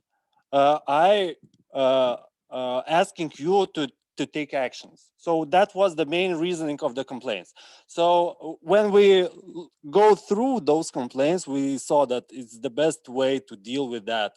Okay, to have an investigation and to notice after all of the investigation for all those complainants, give a response that, okay, we have an issue and decision, and here is what we decided.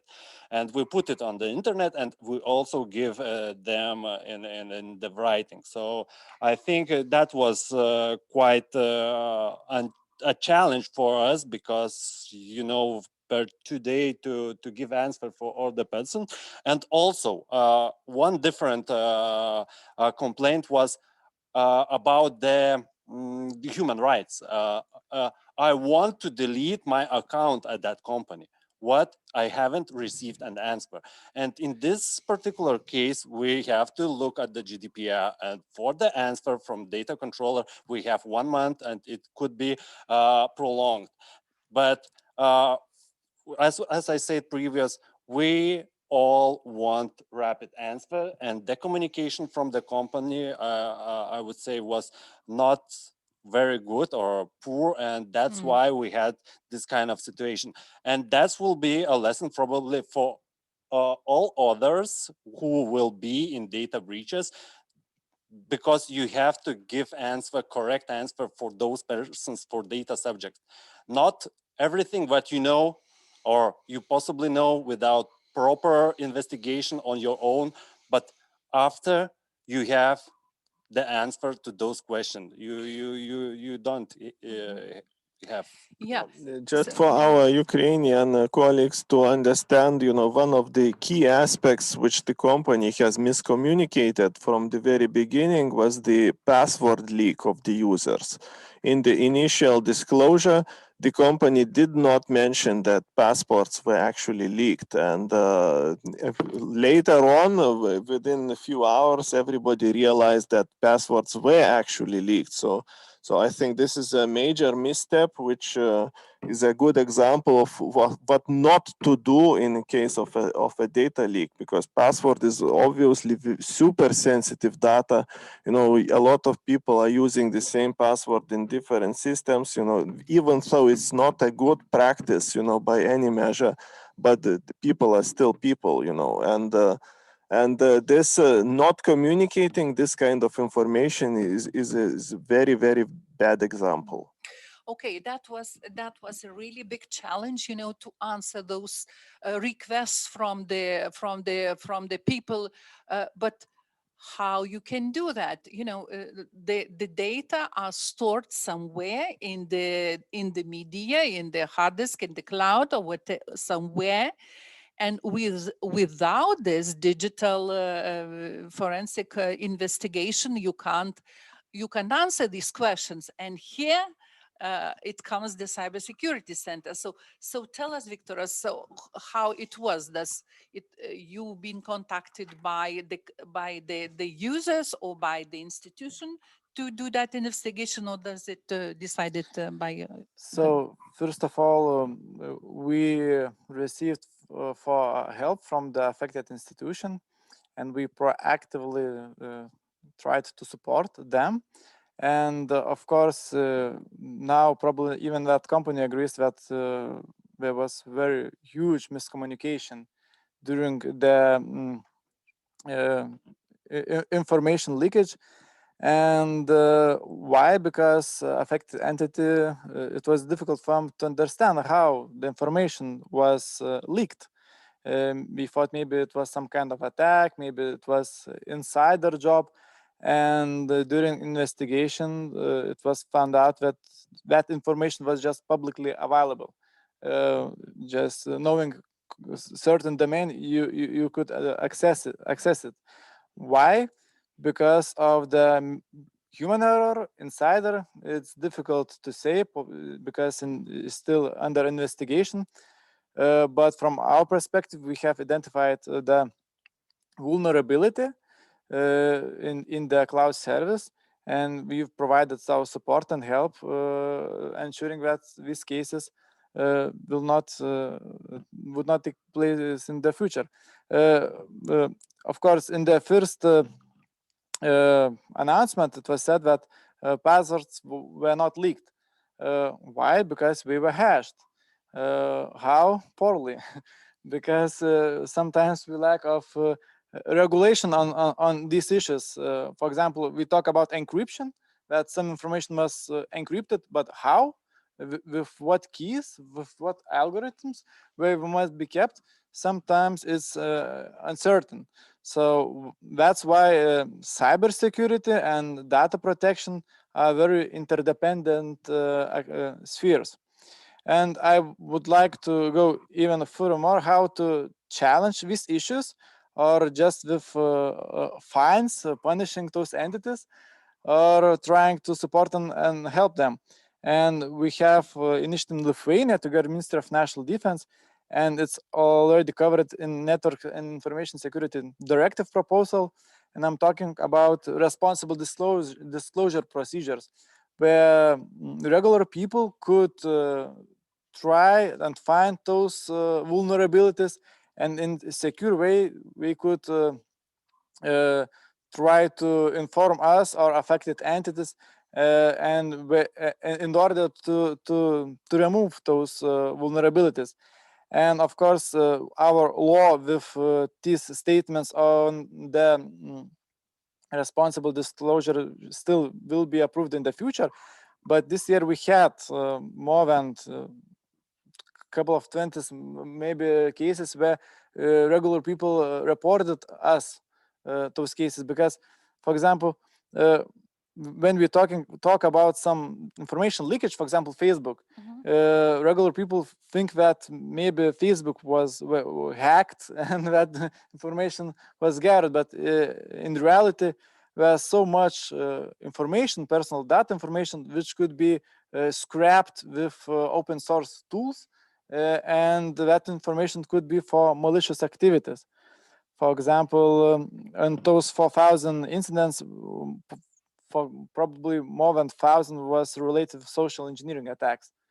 So briefly, so you see, so we are disclosing our data. We are putting that online without even having an idea how they can be aggregated and how they can be used.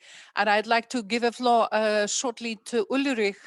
Ulrich, are you with us, right? Oh, absolutely. I'm fascinated.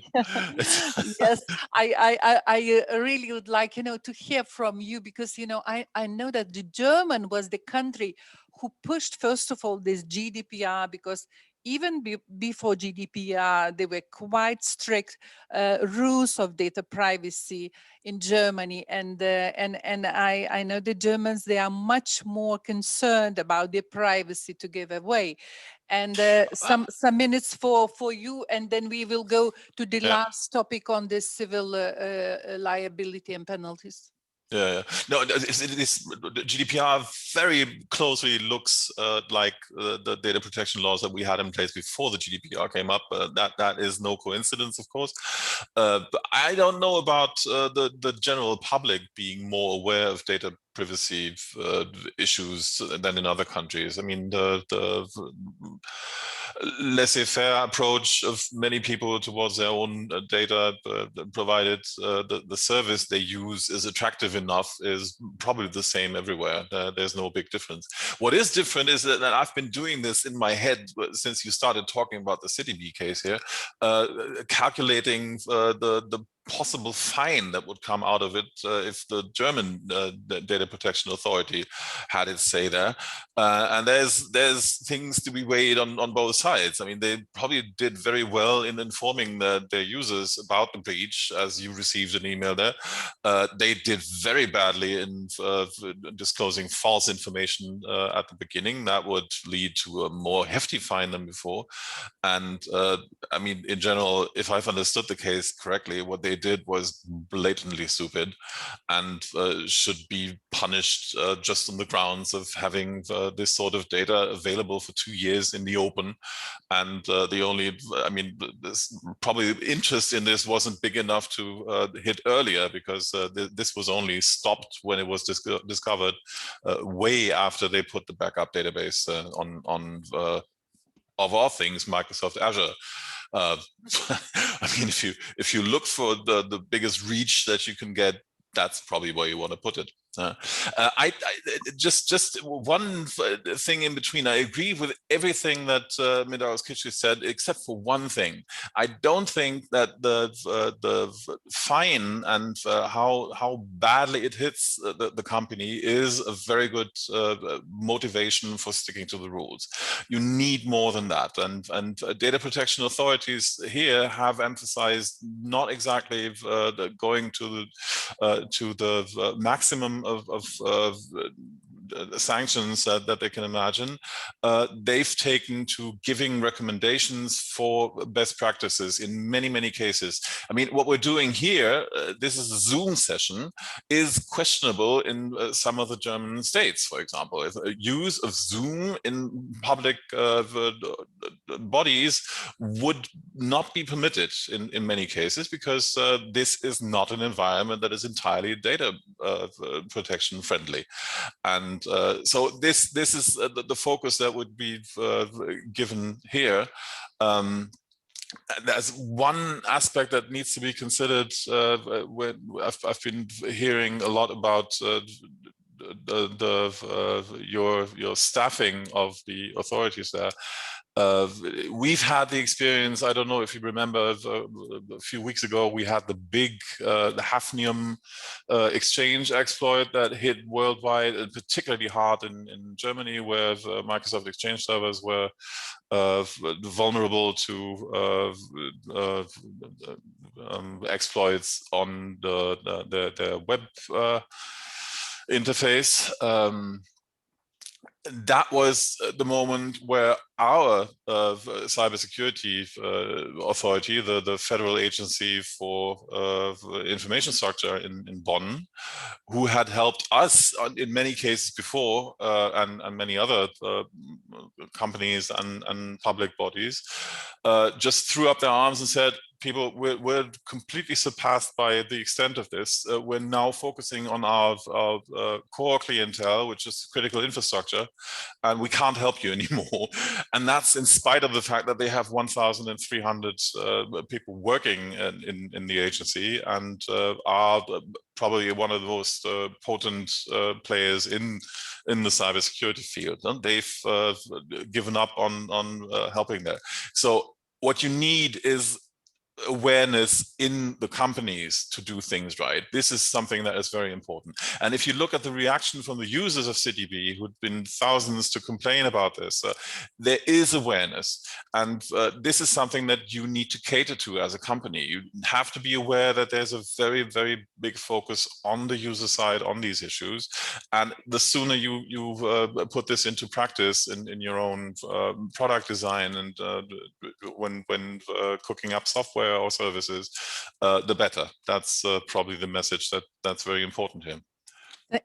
Thank you very much. It was very useful. Actually, CTB made a lot of public awareness. I would say there was several press conferences running. There were emails. There were, hotline established.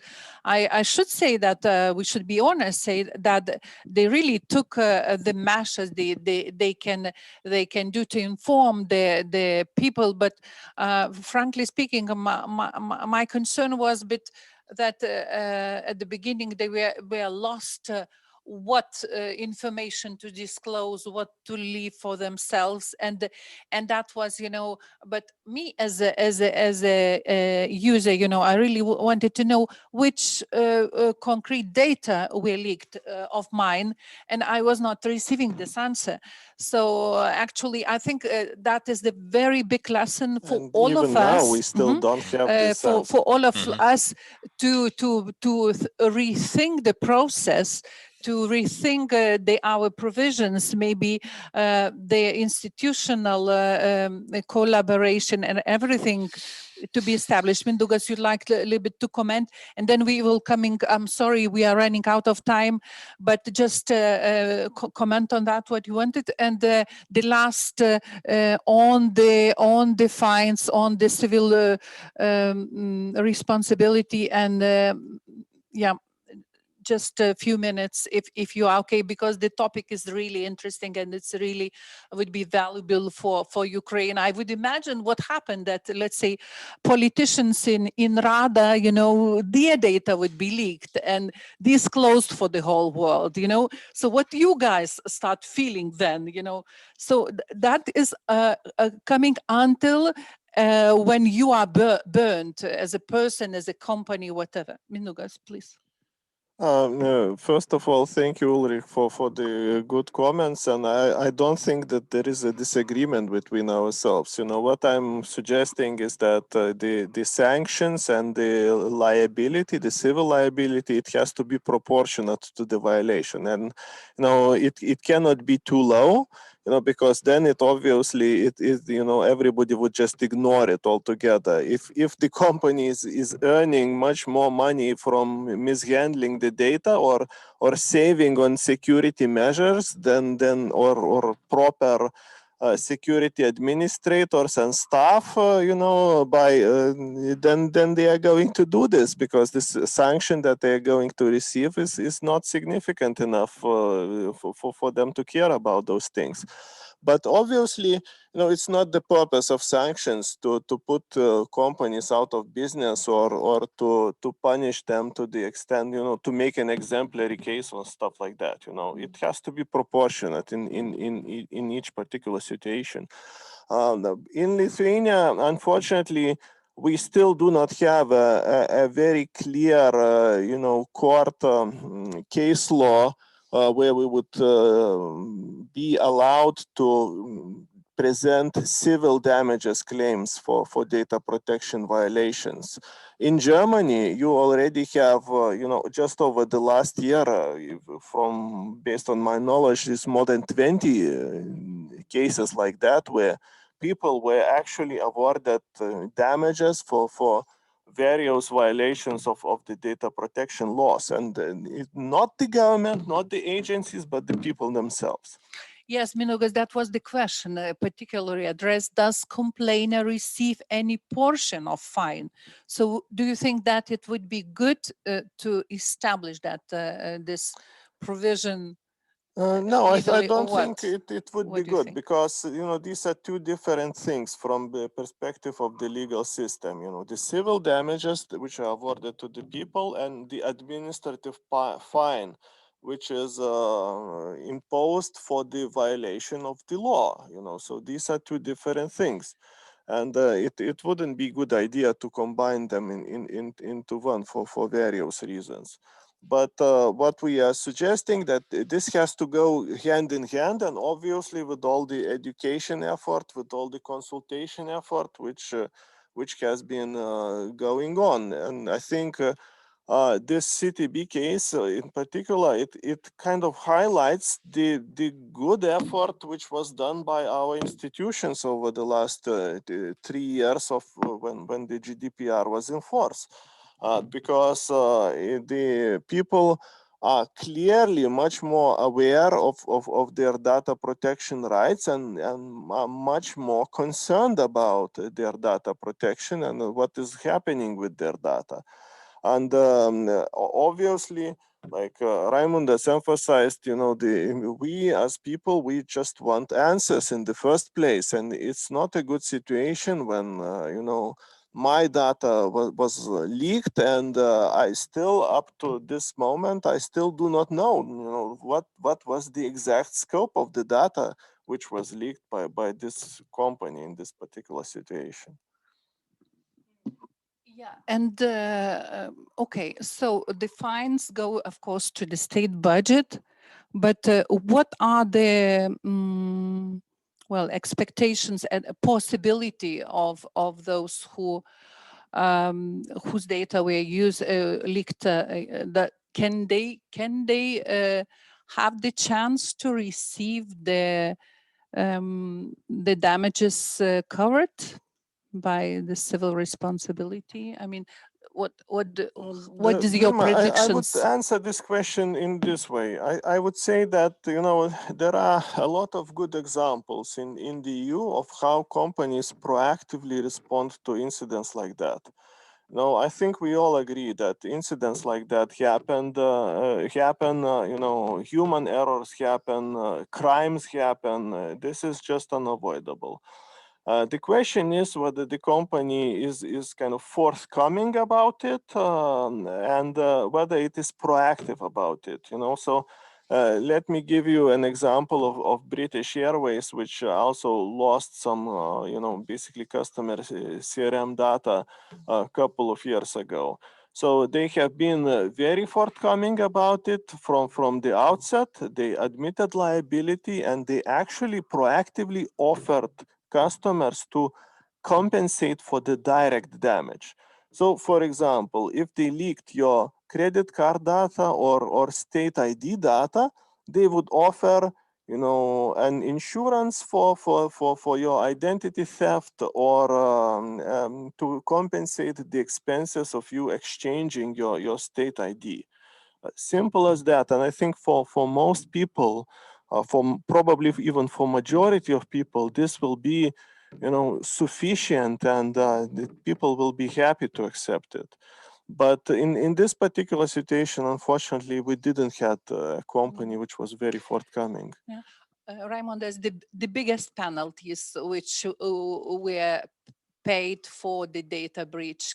Can you tell us the case? So probably you know, and it was Mr. Tango case. It was about 62,000 euros.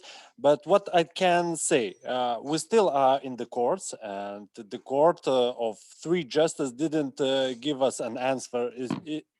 Is this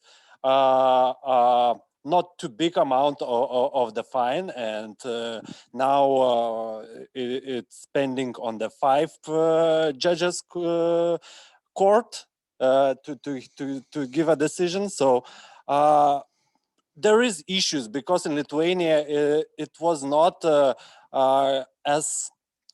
as easy to give those kind of fines, and we don't have a practice to give those kind of fines for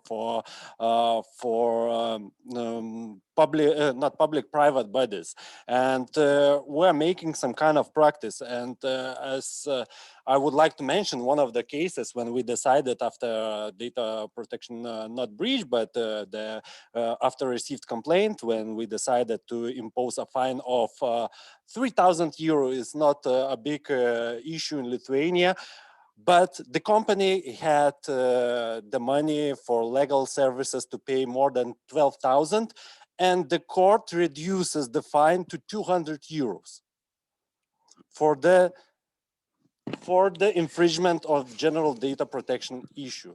So I can't explain because we know about the institution, how much effort they put in those cases, and after that you are receiving this kind of decision at the courts. So probably we have to think about our court system and our decision and educating the judges about the importance of data protection.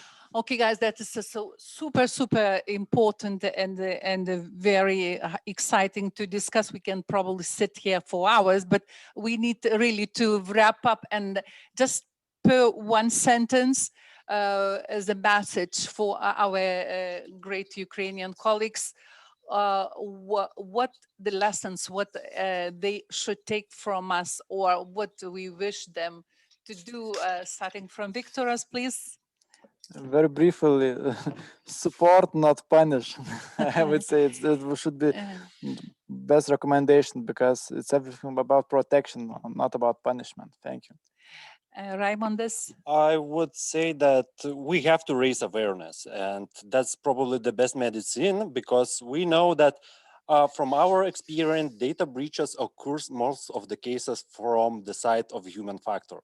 So in companies, in everywhere else, we have to educate our personnel, our citizens, our companies about data protection and all the requirements that they have to implement in their daily work when we processing personal data. Yes, I would second my colleagues here, and we have to probably mention that we are regulating data protection in Lithuania from 1996.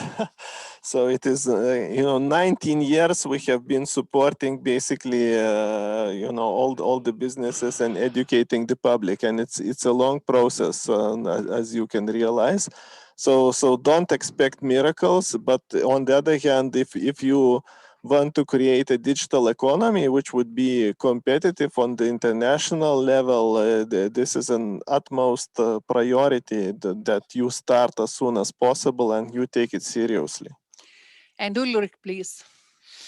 You're on the right track. Keep going. From what I've understood from the draft that you've put there out there, they have exactly the right ideas.